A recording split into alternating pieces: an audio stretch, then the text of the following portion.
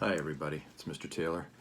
It's a rainy day and I was looking through my old book collection and I found an old book that my parents read to me when I was young, and I thought maybe I'd read you one of my favorite stories from it. The story is called The Soldiers Boatride, and I just want to explain, way in the past, before technology made it possible to make toys out of plastic, toys were made out of wood and sometimes out of metal, and especially soldiers. They were known as tin soldiers, and they were made out of metal. You might find them now plastic, painted to look like metal, but these were actually metal. So that's the main character in our story of the Soldiers Boatride. It was a hard rain, and soon the streets were full of water.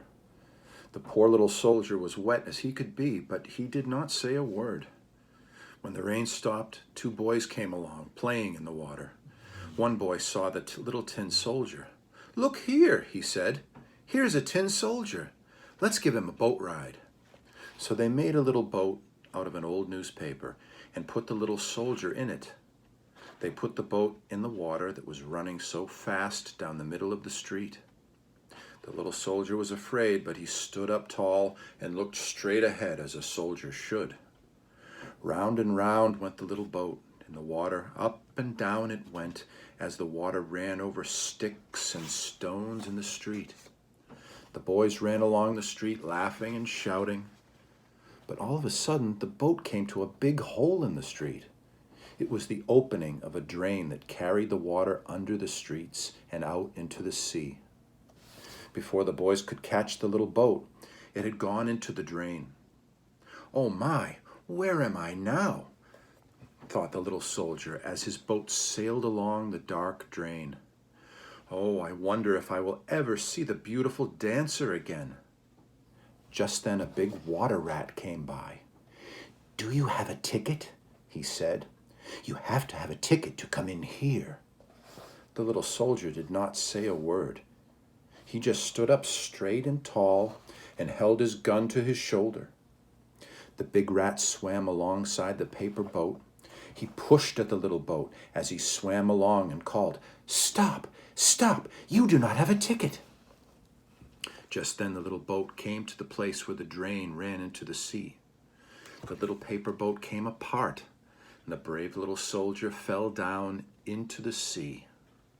The bright colors of his suit caught the eye of a big fish that was swimming by. He opened up his big mouth, and into it went the little tin soldier, gun and all. Then suddenly the fish jumped.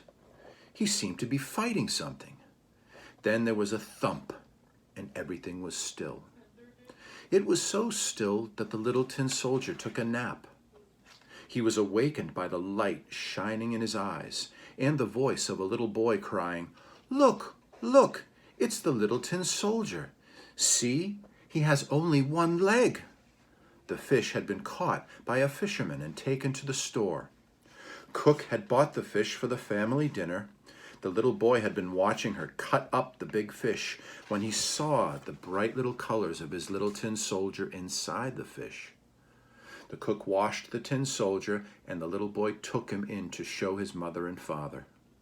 He was so happy to have him back, he took him into his playroom and set him up in front of the castle again.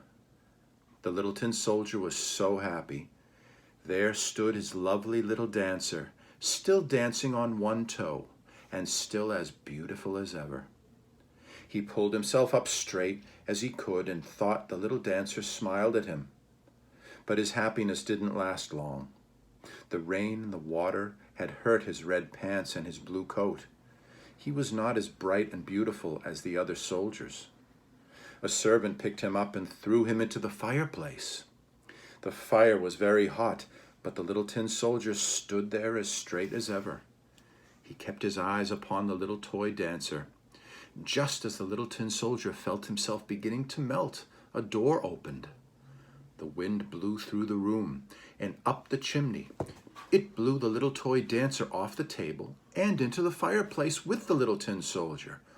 Poof! And she was all burned up. In the morning, when the servant came to clean the fireplace, she found the silver rose that had been on the little dancer. Close behind the silver rose, she found all that was left of the little tin soldier, his little tin heart. Not a very happy ending, but that's one of the stories from my Hans Christian Andersen storybook. Hope you're all doing well. I miss everybody. Have a wonderful day.